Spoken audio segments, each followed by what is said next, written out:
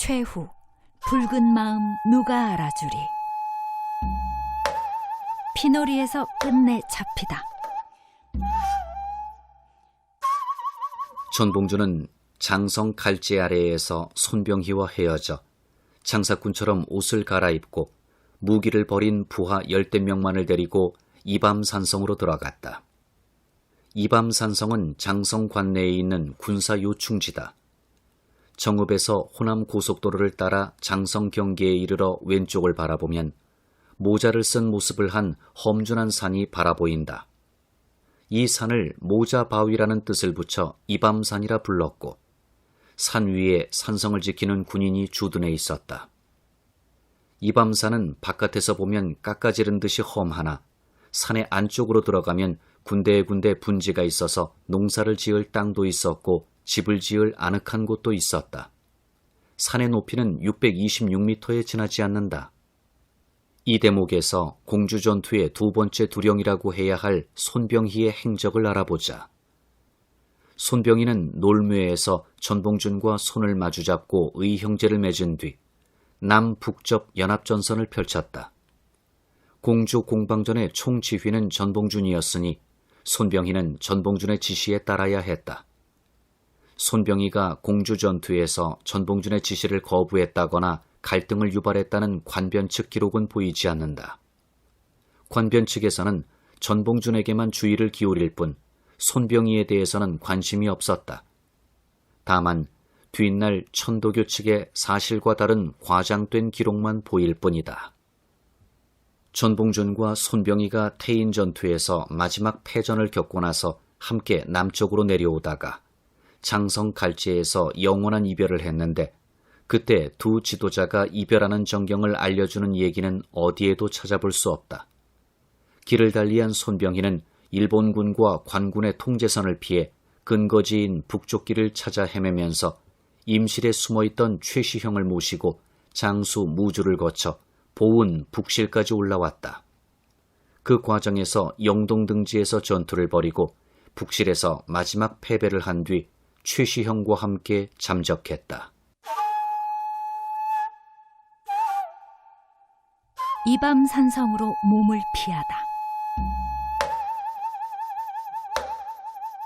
전봉준 일행은 무장을 풀었으나 신속한 이동을 위해 말을 탔으며 이목을 피하려고 장사꾼 차림을 했다.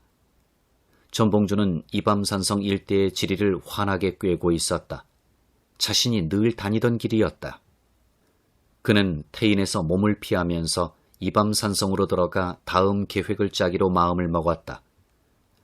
당시 이밤산성의 별장인 이종록은 전봉준과는 친분이 두터운 동지였다. 전봉준이 12월 29일 산마루에 있는 산성으로 들어가 별장을 만났다. 두 사람은 한동안 이야기를 나누었다.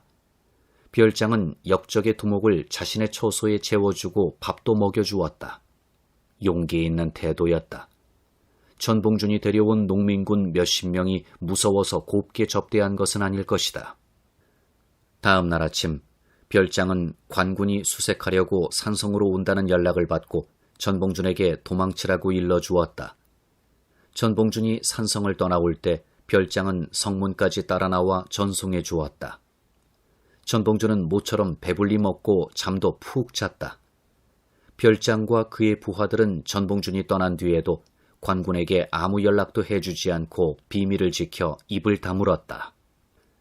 11월 30일 정읍 천원역으로 들어온 좌선봉장 이규태는 전봉준이 이밤산성으로 들어갔다는 첩보를 받고 군사를 보내 이밤산성을 덮쳤다. 전봉준은 이미 산성에서 달아난 뒤였다. 이규태는 곳곳에 정보요원을 풀어놓고 전봉준과 그 일행의 행방을 추적했다. 그러나 산성의 군졸들과 산성 안에 사는 주민들은 입을 다물고 아무것도 알려주지 않았다. 전봉준 일행은 백양사 옆에 있는 한 암자로 자리를 옮겼다.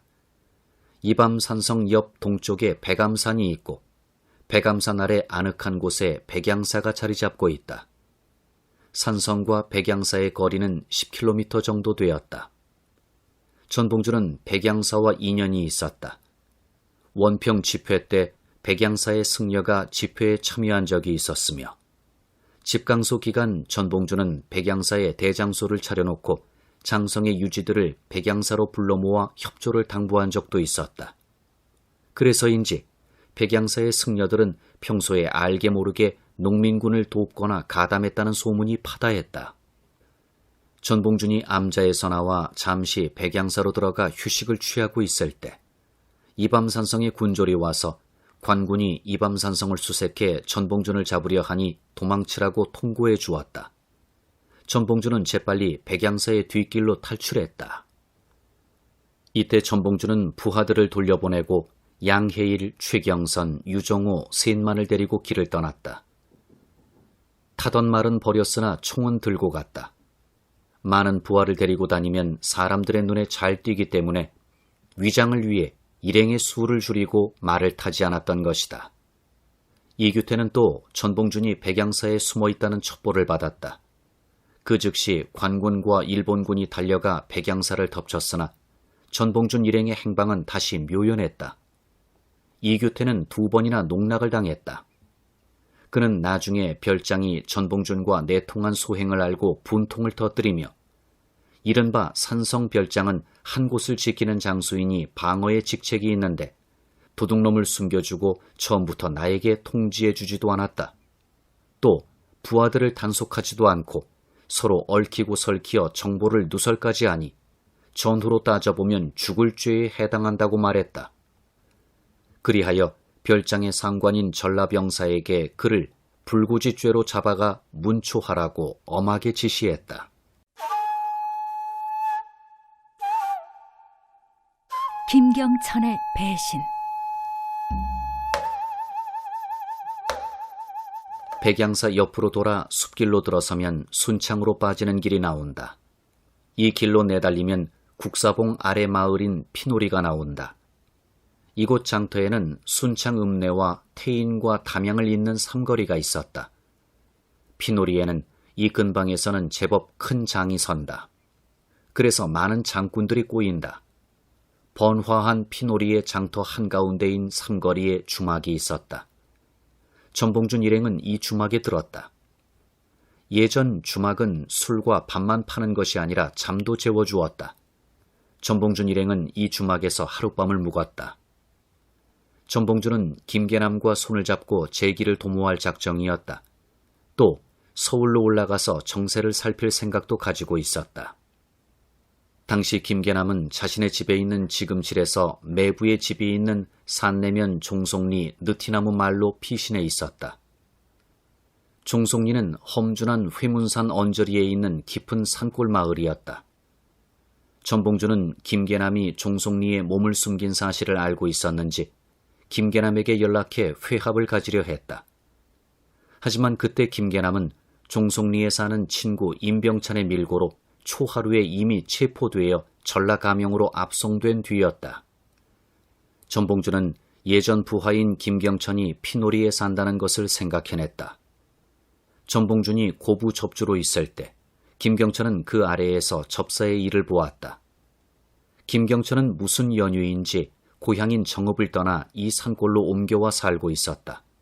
아마 농민군으로 활동할 용기가 없어서 격전지인 평야지대를 떠나 이곳으로 피란했을 것이다.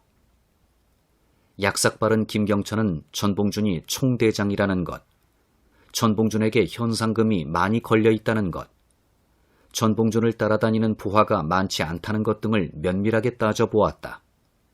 에라, 한번 마음 고쳐먹어 팔자를 고치자.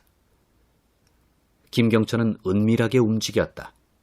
어떤 주민의 증언에 따르면 김경천은 전봉준이 자신을 찾아오자 반갑게 맞이하고는 길가 주막으로 안내하고 저녁밥을 시켜 기다리게 했다고 한다. 김경천은 이웃 마을에 사는 선비인 한신현에게 전봉준이 주막에 머물고 있다고 밀고했다.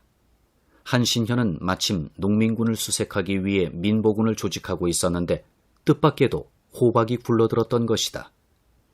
그는 친구인 김영철, 정창욱과 동네의 장정들을 동원해 동정을 엿보다가 밤을 틈타 전봉준 일행을 덮쳤다.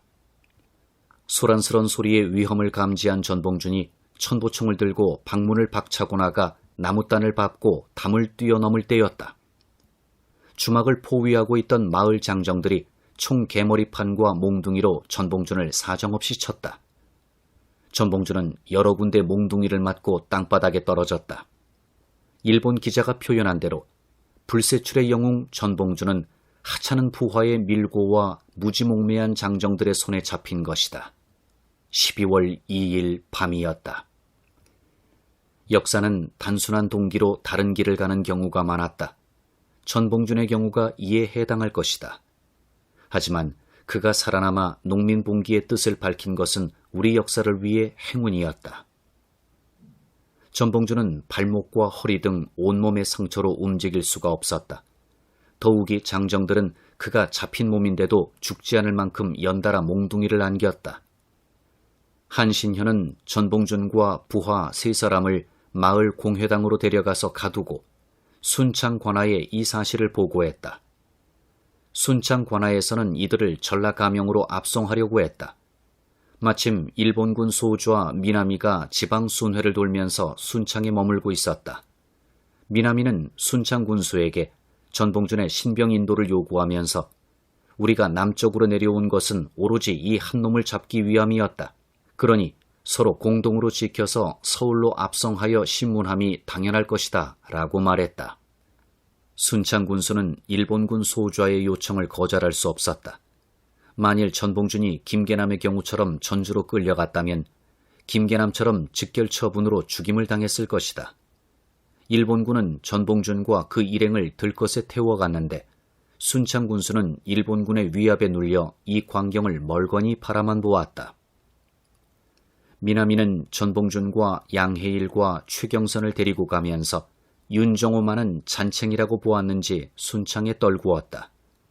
순창의 민보군들은 전봉준을 놓아준 분풀이인지 윤정호를 전주감영으로 보내지 않고 현장에서 총살했다. 즉결 처분은 불법적 행동이었지만 현지에서는 흔히 있는 일이었다. 한편 황현은 오하기문에서 전봉준이 체포당할 때의 정황을 위와 달리 기록했다. 전봉준이 도망을 칠 때 관군들이 계속 추격했다. 전봉준이 부하 수십 명과 말을 타고 순창 삼방에 이르러 점심을 먹으려 했다. 마침 전주의 군교인 김아무개가 광양 현감을 지낸 김우군의 집에서 점심을 먹고 있을 때 마을 사람이 도둑이 왔다고 알려주었다. 김아무개는 쥐고 있던 젓가락과 숟가락을 내던지고 한다름에 남초도를 들고 달려가서 도둑아 오라를 받아라 라고 소리쳤다.